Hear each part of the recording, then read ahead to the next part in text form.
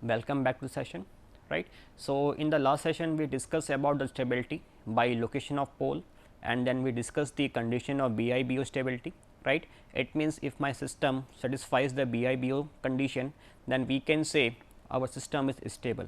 So, on the basis of BIBO we had seen one principle which is telling you the 0 input and asymptotic stability, which is telling us our system can be stable whenever its output reaches to 0 at time t equals to infinity. So, whenever we are not applying any input and initial conditions are present and they are defining the output, and that output is going to 0 and giving us the bounded output, it means our system is stable. So, basically if we combine the concept of BIBO and 0 input asymptotic stability, so what we are getting? We are getting that our pole should lying in the left half, then our system would be stable and we will get the bounded output. Okay. So, in today's session we will discuss the Routh Hurwitz criteria, which will tell us basically the absolute stability. So, it will answer us whether our system is absolutely stable or not. Okay. So, later session we will discuss about the relative stability. So, now we will see the Routh Hurwitz criteria. Okay. So, in today's session we will discuss about it, RH criteria, then we will discuss about the basic one example for it, okay.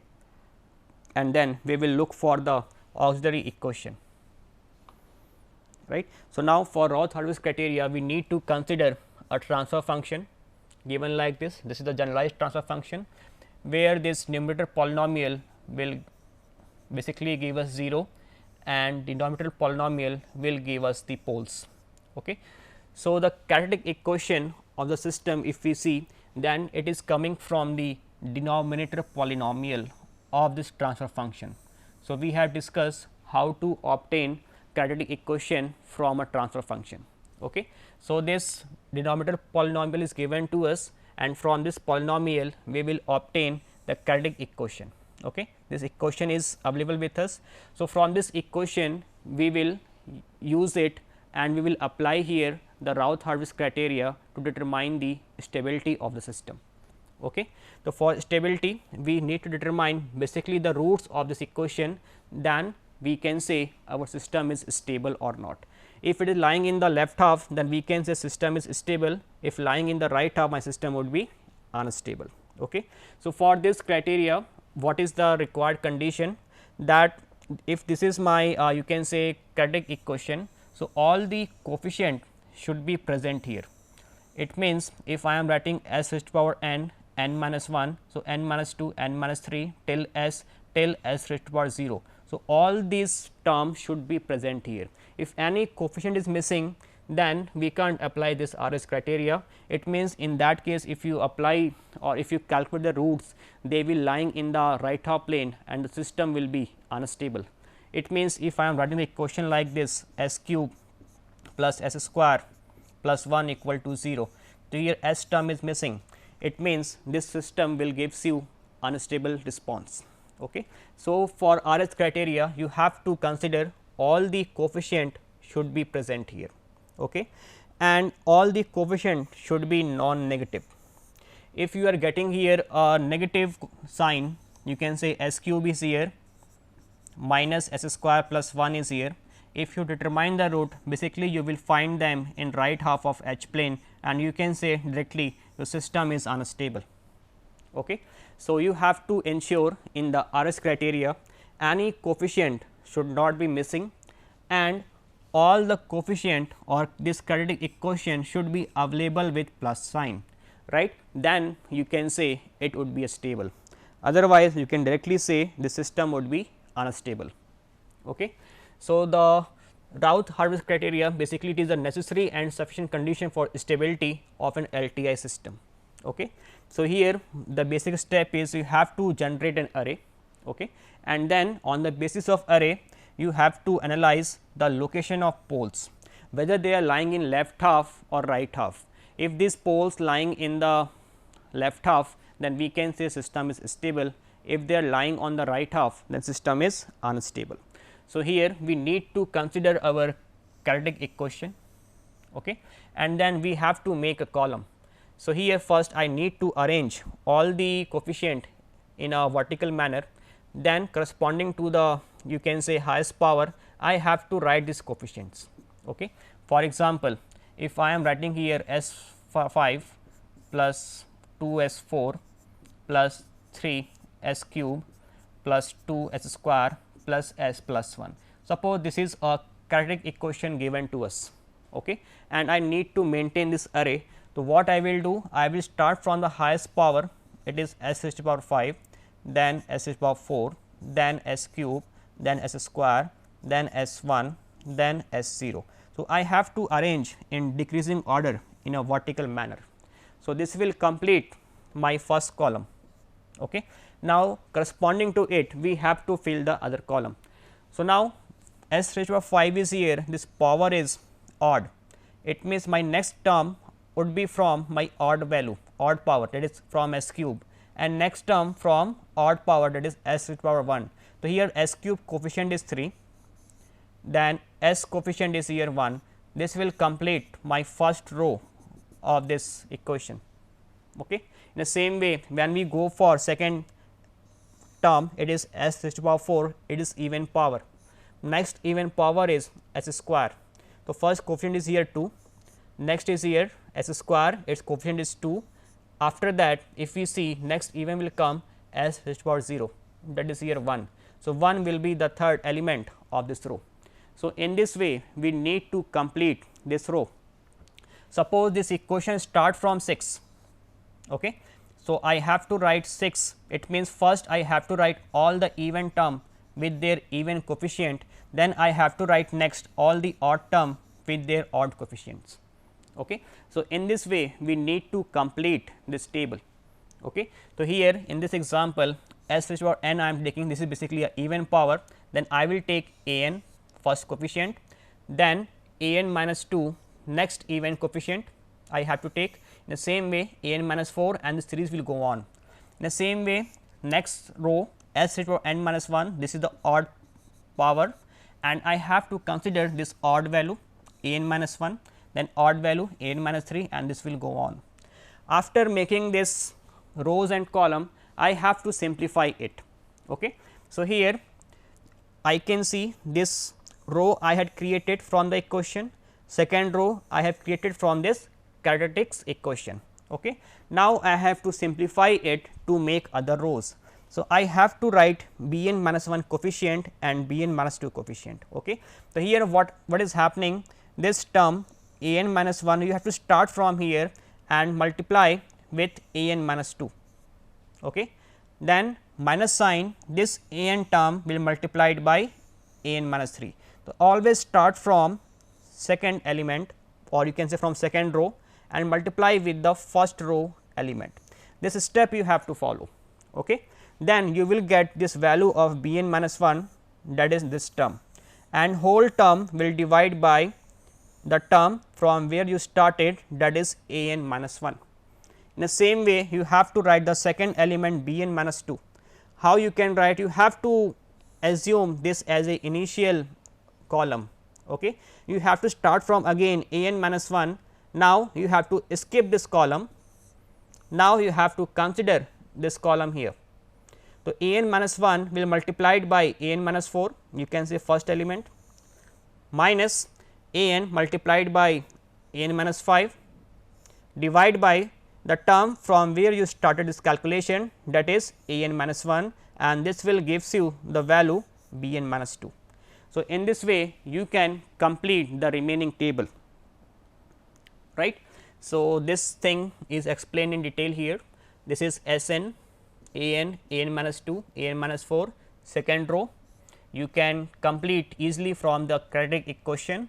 Next row you have to multiply, you can see the green one, b n minus 1 going here, multiplied by a n minus 3 minus a n minus 1 b n minus 2, and this will gives you new term. In the same way this element will come when you consider this column as a fix, this column as a fix, you have to remove this, start from b n minus 1 multiplied by a n minus 5 minus a n minus 1 multiplied by b n minus 3, divide by the term, you start from b n minus 1. So, you have to divide here. So, this will be value of c n minus 2. So, in this way you need to complete this table. Okay. This process will continue till s raised to power 0, and in the last you will get the term h n minus 1. Okay. So, later when we solve the example, then this thing would be clear to you. Okay. Now, we need to analyze whether system is stable or not on the basis of this table. This table is basically the Routh table. Okay. So, here we need to observe our first column, right, and we need to see is there any sign change if I am coming from first row to second row. Okay. Then we need to determine is there any sign change. No, then I can say my system is stable. If I am coming from a n minus 1 to b n minus 1, is there any sign change? No, then my system is stable. If there is I am coming from b n minus 1 to c n minus 1, is there any sign change? No, then system is stable. If my answer is coming S, it means my system is unstable. It means if I am getting here a negative sign, there would be a sign change, and I can say my system is unstable. So, this is the example of absolute stability, right. Directly we are getting my system is unstable and one pole lying in the right half plane. Now, I have to determine how many poles lying in the right half. Suppose the term is c n minus 1, this term is b n minus 1, this is positive, this is negative, next term is here d n minus 1, and then it is coming positive. Now, I have to determine the number of sign changes here. So, what is happening from whenever I am coming from plus to minus, from b n minus 1 to c n minus 1, one sign change. Okay. Now, next if I am coming from c n minus 1 to d n minus 1, then second sign change. Okay. So, a sign changes by 2 times, it means 2 roots lying in the right half plane and my system is unstable. So, whenever we need to calculate how many time my sign is changing, you have to observe only this change in sign. This will tells you number of poles lying on the right half plane. Suppose we are getting this type of possibility, suppose plus plus I am getting, minus minus minus minus minus is coming. Now, I need to determine how many roots lying in the right half plane. So, I have to see whenever I am shifting from 1 to second row, then no sign change. Whenever I am shifting from plus to minus, sign change, how many time? One time. It means my system is unstable and one pole lying in the right half. Now, continue, is there any sign change? Minus, no, sign change, no, sign change, no, right. It means only single pole lying in the right half plane which is making the system instability. So, we have to observe only sign change, we do not have to observe how many plus and minus are here, we do not have to observe it, we have to observe only change in sign, that will tell us the stability of the system. Okay. So, here we are assuming as example s cube plus 4 square plus 9s plus 10. So, s cube is here, s square, s 1, s 0, arrange them in decreasing order. Then 1 is the coefficient of odd power, next odd power is 9. In the same way, we can shift to the second row. This is the coefficient of even power 4 and this is the coefficient of even power 10. So, I can easily write these two rows on the basis of given quadratic equation. Okay. So, now I need to solve the further table. So, I will write here, I will start from 4 multiplied by 9 minus 1 multiplied by 10 divide by the element from where I started, that is 4. If I solve it, I will get here 26 by 4. This is my new element, right. Now, next element I am getting nothing here. So, we have to assume it is 0. Okay. Now, continue this session, then this 26 by 4 multiplied by 10 minus 4 multiplied by 0, it will remain 0, divide by same term 26 by 4. What I am saying, 26 by 4 multiplied by 10 minus 4 multiplied by 0 divide by 26 by 4. What I will get? Again I will get the 10. So, here I will get last element as the 10. So, for verification you can check the last term in this equation would be the last element of this table. If it is coming, it means our Routh table is correct. If it is mismatching, it means there is certain error in our calculation and then we have to rectify it. After doing this table, I need to observe my first column for sign change. So, So, I can observe my all the coefficient are here with positive sign. It means if I am going from this first row, you can say 1 to 4 no sign change, 4 to 26 by 4 no sign change, 26 by 4 to 10 no sign change. It means my system is stable. Okay. Now, second question, now here my one coefficient is with negative sign, then what will happen? Whenever it is coming in the equation, then we can say this system is unstable, right. You can calculate the root will be lying in the right half plane, and directly we can say our system is unstable. To verify it from Routh table, we have to make this table, arrange them, you can say in this order S cube, S square, S 1, S naught. Okay. Then you have to arrange odd, you have to start from odd power. First one element is 1, first coefficient is 1, next coefficient is here 3. In the same way for even, coefficient is 1, next coefficient is minus 5. Okay. Now, try to do this calculation, 1 multiplied by 3 minus of minus 5, it will become, you can say 8 by 1. Okay. Now, I have to assume my next element is 0 because nothing is present here. Now, apply the same formula, 8 multiplied by minus 5 divided by you can say 8 multiplied by minus of 5, then minus sign 1 multiplied by 0 divided by minus 5. Okay, you have you started from here. So, you will get here again the basically minus 5. So, minus 5 is the last element, then we can say our Routh table is correct here. Now, we need to observe the sign change from 1 to 1 sign change, no sign change, 1 to 8 sign change, no sign change, 8 to minus 5 1 sign change. It means one root lying in the right half and my system is unstable. Okay. Now, we will see the special case whenever we are getting this quadratic equation and we are making the Routh array table and one row is completely 0. Okay.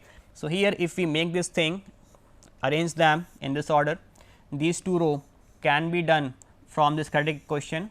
This is from odd power, this is from even power. After solving this, my first element is coming 0, 1 multiplied by 2 minus 1 multiplied by 2 divided by 1, this will give you 0. So, 0 is undefined. Whenever 0 is coming in the Routh table after calculation, you have to assume that the system is not stable. So, there would be two possibility. One is that your system may be marginally stable or it may be unstable. So, to verify whether it is marginally stable or unstable, then we have to process further it. Okay. So, here we need to assume this 0 as a new term, that is an epsilon. Okay. I have to assume a different term epsilon. So, till now we have determined our system is not stable. Now, it may go under two category. So, whether it is unstable or not, we have to check for it by replacing 0 by a constant term, that is epsilon. Okay. Replace it and do this process, you will get this term here. Further assume 0 is here, do this multiplication, again you will obtain 15 as the last element. Now, if you observe this equation, 15 is the last element, it means our step is correct here. Okay. So, now I have to observe my first column. Is there any sign change? You can see it is plus, it is plus. Okay. So, generally this epsilon value we equate to the 0. It means I can apply here limit of epsilon tends to 0. If we apply this limit, because epsilon is a very small value, which value is approximately equal to 0 or tending to 0. Okay. So, we have to assume this condition and then apply limit epsilon tend to 0 and solve it and check whether you are getting the positive sign or not. In this case, if you apply, then you will get here a positive value. So, you can say this expression is positive. In the same way, this expression, if you put here limit epsilon tends to 0, if you solve it, then you will get here a negative sign and this 15 is here with plus. So, now you have to encounter the times of sign change. So, one, when you switch from plus to minus, you can say s square to s 1 row, you are getting one sign change. From this term s raised to power 1 to s naught, minus to plus sign change is happening, it means this is the second sign change. So, this is telling us two poles lying in the right half plane and our system is stable, it is not marginally stable. Suppose if all these coefficients are positive, there is no negative sign after doing this analysis, then what will be our system? In this case, you can directly write my system is here marginally stable. Okay. So, this is not unstable, it will come under category of marginally stable. So, you can solve it, verify it and check whether it is coming or not. Now, we will see the case of entire row is 0. Okay. So, again this is the example, a quadratic equation is given to us. Now, we have to make this column like this, and after solving these two column I am getting 0 0 in all the element. It means all element is 0. Again one conclusion, my system is not stable, it may be under two category, marginally stable or unstable. To verify it, we have to process it further, right. It means whenever a complete row is 0, so our chances that 80% our system would be marginally stable. Okay. So, to replace it, to further process it, we need here certain coefficient. In that case, we have to consider the even power equation. Okay. So, it is s square 5 and 30. If I write this equation, so I will get here 5 s square, because it is corresponding to the s square, plus 30 equal to 0. Okay. So, I have to differentiate this equation with respect to s. After writing this equation, this is known as basically the auxiliary equation. So, why it is called auxiliary equation, we will see in later session. Okay. So, first we need to obtain this equation, then we need to differentiate with respect to s. I will get here 5 s square plus 30 equal to 0, and after differentiation this will come 10 s, this is 0 because it is constant. So, 10 s is a term that you are getting, it means I need to replace this element by 10 and this will be by 0. After replacing this, my column would be like this. Okay. Now, apply the same principle, 10 multiplied by 30, 0 multiplied by 5, divide by 10 and you will get 30. Okay. Then you have to observe the first column. Okay. So, whenever we observe the first column, all coefficients are coming here positive. It means this system is basically what? Stable, right. Which type of stability? It is marginally stable. Okay. It is not the absolute stable, you can say it is marginally stable, right. Why? Because of, you can say, one element or one row is complete 0, right. So, we are getting here the auxiliary equation. Okay. So, what is the meaning of this equation? You are getting that 5 s square plus 30, if you determine the root, you will get here a symmetric roots. This symmetric root may be lie in real axis or it may lie in the imaginary axis. If this symmetric root lie on the imaginary axis, then we can say our first row would be positive and we can say our system is marginally stable. If this symmetric root lying on the real axis, then one pole lying in the right half, this will leads to the unstable condition. Okay.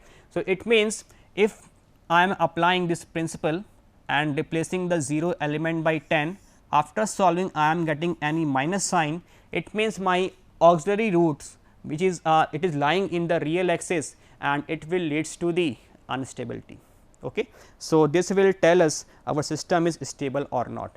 So, if we see our auxiliary roots, this will always gives you a symmetric set of equation. If it is in real axis, system is unstable. If it is in imaginary axis, our system is marginally stable. Okay. For this, you need to check change in sign. If negative sign is coming, it means system is unstable. If positive sign is coming, it means system is marginally stable. Okay. So, this example we will consider in the next session. Okay. So, thank you for today.